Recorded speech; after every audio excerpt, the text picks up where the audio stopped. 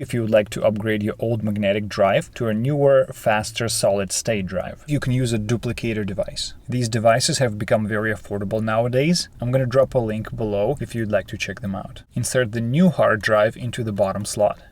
Insert the old hard drive into the top slot. Keep in mind that the storage capacity in your new hard drive should be equal or greater than in your old one. Next, turn on the duplicator and give it a few moments to boot. Select Copy option to start cloning process.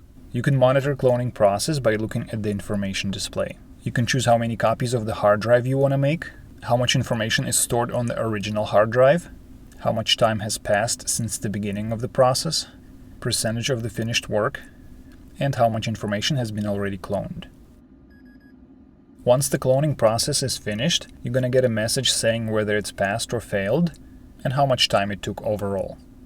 We can turn off the duplicator device now and take out the hard drives. Alright, that's it for quickest and easiest way to clone a hard drive. I hope this video is helpful, and if so, please give it a like. Thanks for watching and have a nice day.